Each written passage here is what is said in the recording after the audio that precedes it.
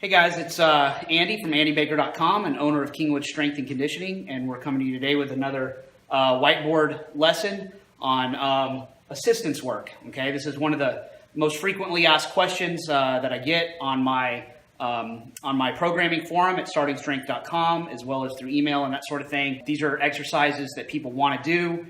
They're interested in variations of the main lifts, but when working in the context of kind of your standard barbell-based strength training program, a lot of people are not sure when to implement these types of exercises, how to implement these types of exercises, or even what exercises they should actually include in their training program. So we're going to try to clear a little bit of that up today. The amount of assistance work that you do can broadly vary. So, if you just look at the training programs of a lot of different successful lifters, you'll find that there's a kind of a broad spectrum of the amount of assistance work that they do. Some guys do very, very little assistance work.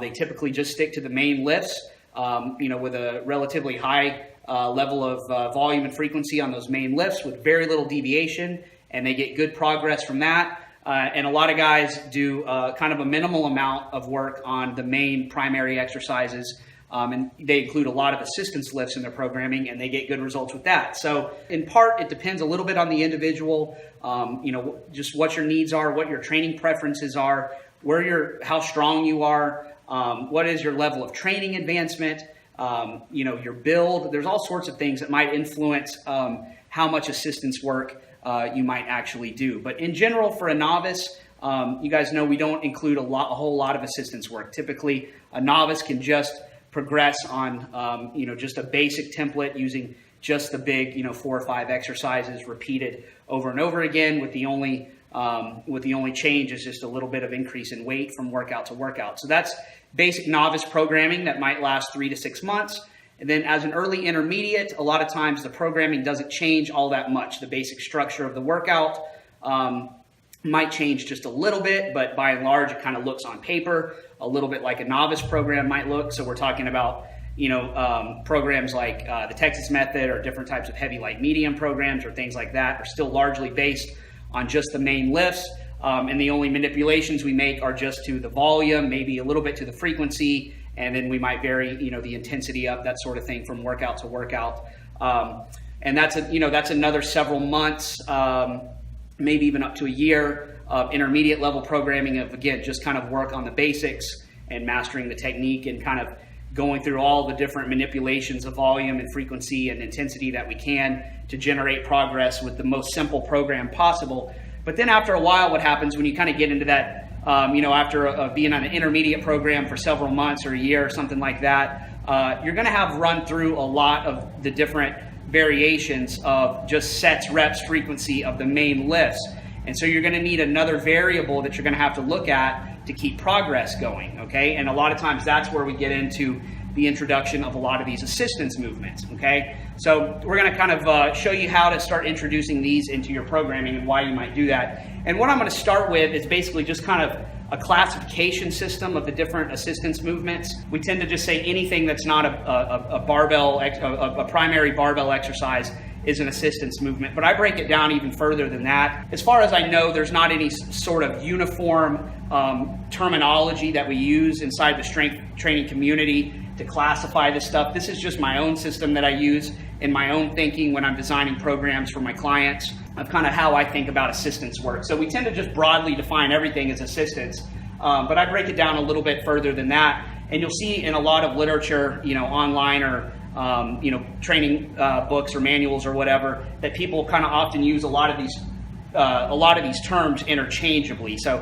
and that's fine. Like I said, there's no real agreed upon terminology of how we define these things. I'm just going to show you what I use. So basically, we've got the primary lifts. Everybody pretty much knows what those are. If you're familiar with, just basic barbell training, we have got the squat, the bench press, the deadlift, and the overhead press. So for just a general strength athlete, someone that's not a competitive lifter in any of the barbell sports, we typically are going to design a program that's going to focus kind of equally on the big 4, and that's your squat, your bench, your deadlift, and your overhead press. Okay, if you're a competitive power lifter, then you might relegate the press to the role of an assistance movement, and your primary lifts would just be the squat, the bench press, and the deadlift. Perhaps if you're competing just in strength lifting, like the starting strength organization is now starting to hold, you might just focus on more of the squat, the deadlift, and the overhead press. You know, if you're an older lifter, a lot of times, like a lot of the older lifters that I train here at my gym, we might even relegate the squat to the role of an assistance movement, because a lot of my older clients that have shoulder problems where we have problems racking the bar correctly, we might have to use a specialty bar or use some, you know, like a squat machine or a leg press or something like that, where we can't really train the squat like we would under normal circumstances. Then we might just focus on, say, the bench and the deadlift are your primary lifts. Typically, your older clients that have a hard time with the squats, they're going to also have a hard time doing the overhead press as well. They're just not going to have a range of motion in their shoulders due to arthritis or whatever, to where they can actually treat that movement as a competitive lift or as a primary lift that can be trained heavy and be trained often. So the squat and the press, if they're trained at all, might be trained as assistance movements, and we might have a program that is focused on the bench and the deadlift as the primary movement. So the reason I say that is because as an intermediate, one of the biggest mistakes that people make is not having a focus for their program.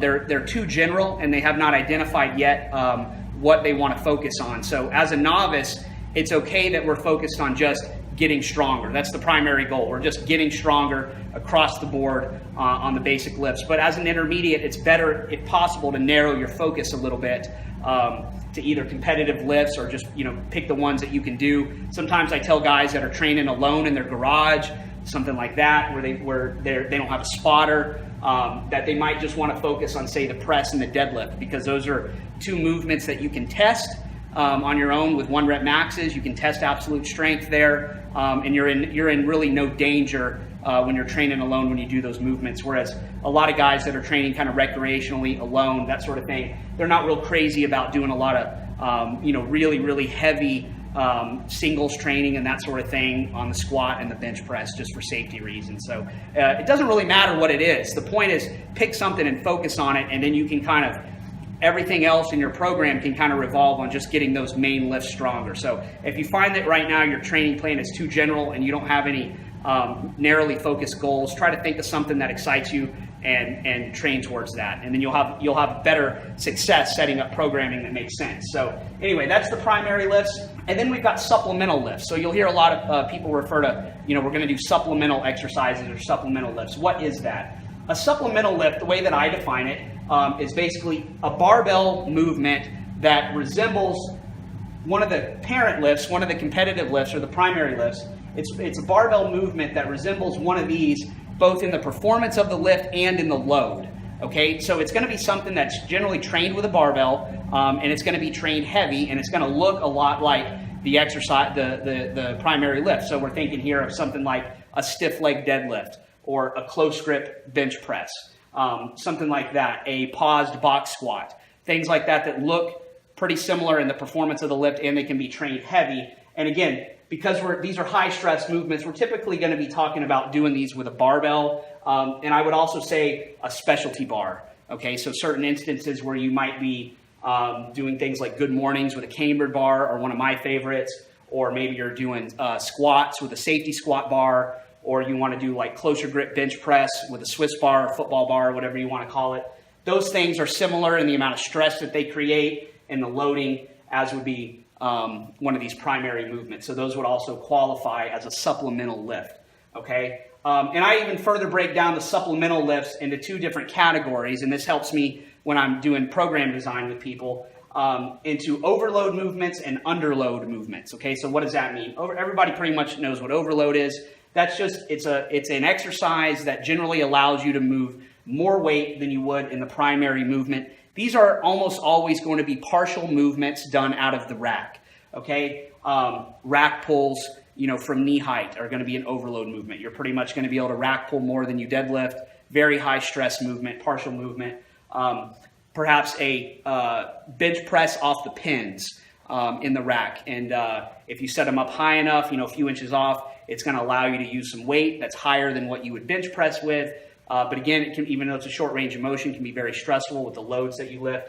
So things like that, generally, again, partial movements out of the rack are going to be your overload movements, okay? And it's important to know what those are and how to program it because, again, they're very, very high stress, and you have to be careful about including them with too much volume or too much frequency in your program in combination with this, because if you're not judicious with how you program them, then sometimes they can actually take away from your performance on here. And that's one thing important to remember with all this stuff is all of this stuff below here is only used to move these forward. These are not an end in and of themselves. All of these are a means to an end of increasing your performance on the squat, bench, deadlift, or overhead press. So anytime you're doing accessory movement assistance or supplemental work that's creating a level of fatigue that forces you to regress or stagnate on the primary lifts because recovery becomes an issue, then it's no longer a useful part of your programming. It's a detriment. So you have to be careful with a lot of these overload movements that either one, you may not want to do them at all, or you just need to be careful with how you plug them into your week or how often you plug them into your week or how much volume that you're using with them. Okay, so they're not all interchangeable. In other words, a rack pull is not necessarily interchangeable with a stiff leg deadlift, all right? So, and that brings us to the underload movements, which is what most of these movements are going to be, which are variations of the main lift that is going to use less weight and overall create less stress than the competitive movement or the primary movement is going to be. So things like a stiff leg deadlift, especially if you do them from a deficit, is going to use less weight than your regular deadlift. A close grip bench is going to use less weight than a regular bench. Your specialty bar movements will generally use less weight. So they're less stressful, okay? And so they can be programmed in more frequently. They can be used in addition to the primary lifts. They can utilize more volume, higher reps, things like that, and they don't beat you up as much. And between the two movements, I actually prefer the underload movements quite a bit. I find with myself personally and with most of the clients that I train both here in the gym and the people that I do programming for online, that you're going to get more return on your investment of time and energy out of improving a lift that is lighter than the primary lift. In other words, if you put 50 to 100 pounds on your best stiff leg deadlift, that is almost always going to yield a performance increase on your deadlift. Okay, you put 50 pounds on your best close grip bench press, that is almost always going to yield progress on your regular bench press. So to me, they're much better. They're much better markers of progress, and they have much more reliable carryover than do the overload movements. Okay, so you can do. I've seen a lot of guys where they increase their rack pull quite a bit, and it just doesn't have carryover to their deadlift. Okay, so a lot of these, same thing with like a lot of the partial presses. A lot of times that just becomes an ego thing where you can put the pins on the bar and you can overload quite a bit, but then you go to get that bar down all the way on your chest and it just doesn't carry over. So a lot of these supplemental movements that you'll see online were influenced, a number of years ago when geared powerlifting was much, much more in vogue, and a lot of these movements came out of kind of the geared powerlifting world that were used to create overload that replicated the effects of a bench press shirt or a squat suit, where most of the effort that the lifter had to use was at the top end of the movement, where the suit or the shirt was giving a lot less help. Okay, so for a raw lifter, which is who I train, I don't train geared power lifters. For raw lifters, typically we're going to focus more on these types of movements. And these types of movements are generally lighter because either one, the range of motion is longer, like let's say a stiff-legged deadlift done from a 2 to 4 inch deficit is obviously going to be a longer range of motion. They might use less muscle mass. Again, stiff-leg deadlift, going to use pulling the quads out of the movement, so everything's hamstring and back, for the most part. And the leverage is not as good. Okay, so you're training yourself to get stronger in poor leverage, and then when you go to a lift that uses better leverage, it carries over well. Okay, so that's how I like to think about these, and I'll come back to that a little bit more in a little bit. Assistance movements, okay? Assistance movements are generally, what I put on here is, a lot of times these are body part specific, okay? And when you get into the later stages of kind of intermediate training, you're gonna kind of see in your lifts where you have weak links, okay? What is holding you back from progressing on this lift or that lift, okay? It's not always that easy to identify, but a lot of times we can identify certain areas of the body that just aren't strong, okay? And so sometimes assistance lifts are good to add extra work to a certain body part that may be underdeveloped. It's not very big. Bigger muscles, even though we're not talking really about bodybuilding, bigger muscles are stronger than smaller muscles. So sometimes just increasing muscle size through more isolation, body part specific work can be a good solution to get a lift moving again. And we need a way to just add overall volume to the training program. Volume is a primary